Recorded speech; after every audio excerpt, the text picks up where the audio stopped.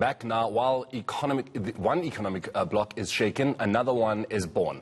The world's largest free trade area is now open for business. The African Continental Free Trade Agreement will see all but one of Africa's 55 countries cutting cross-border tariffs. Now, they now have a potential market of more than 1 billion people, but poor infrastructure and corruption, of course, have been cited as hurdles. Now, for more on the story, I'm joined by independent economic analyst Lebohang Diapollo-Pheko. A very good morning to you, Lebohang, and thank you very much for your time. So I suppose the first question becomes, which is a concern that many have had, is the continent ready to make sure that this becomes successful? Sure. Just to correct you, I'm actually a senior research fellow at a well-known think tank called Trade Collective.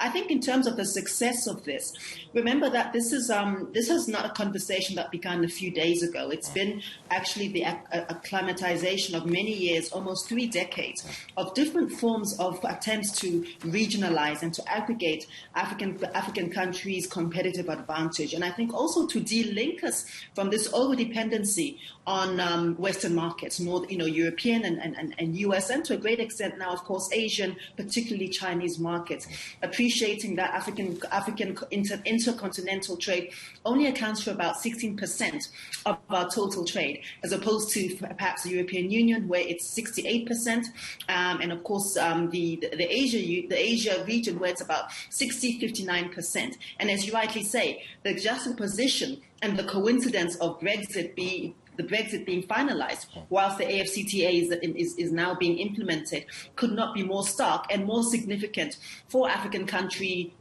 trade relations within ourselves, and of course how we leverage our power in relation to the rest of the world. You speak of this being something that has been in discussion for decades now. So one would then be of the assumption that they are ready, they know what they're doing, everything has been put in place, and this should not essentially, become a failure at some point, because plans have been put in place, discussions have been had, it's been a thorough process building up to the launch on the 1st of January. Would that be a fair assumption?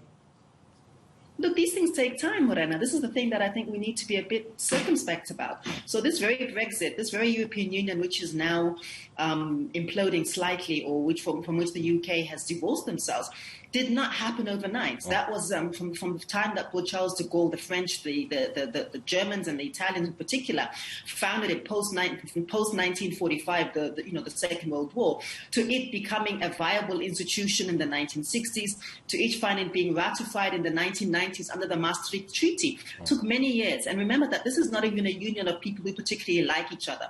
And I think that one of the mistakes that we've made in the African continent is to assume that we need to be coherent and like each other all the time, get along and agree on the small details, rather than getting on with the big business of the big ideas. The second, I think, the concern, of course, is that they are different, because this has been done before. We do have a textbook analysis of how this can work and how it cannot work. And again, this is not the first free trade area in the world.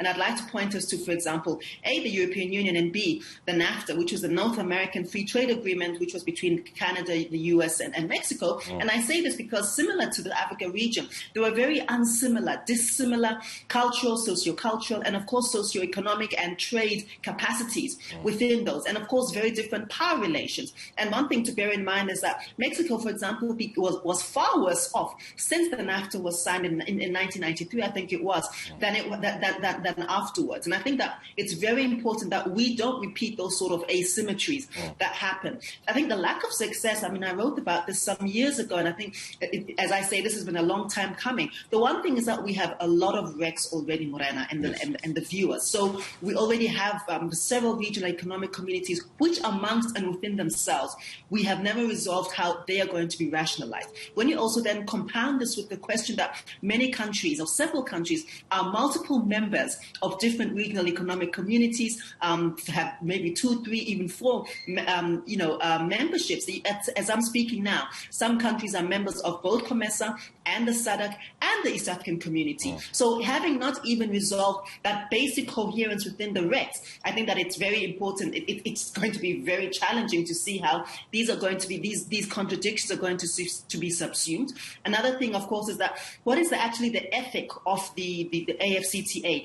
Is it actually something that we can view as being a truly African-based model? Yeah. So I think one of the concerns that many people have had is that it sort of repeats the kind of WTO free market, very market orthodox way of doing business, which is very profit orientated and not so much about building national capacities. And we need to be very careful as you talk about preparedness.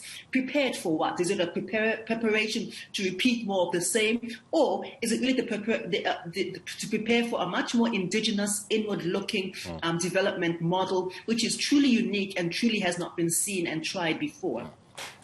Just before I let you go, Mapeko, it's been seen as symbolic, the launch at least. It's been said that this is not an event, this is a process.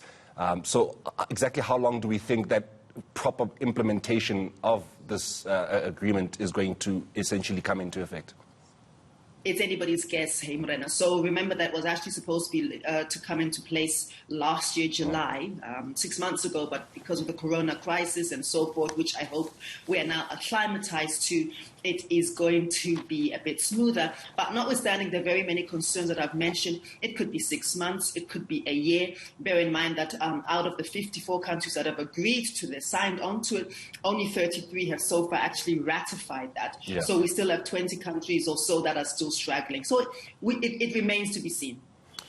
Thank you so much for your time this morning and just essentially unpacking what was launched yesterday, which of course is the African Continental Free Trade Agreement. That is Lebohang Diepollo Pheko just giving us her analysis on this particular situation.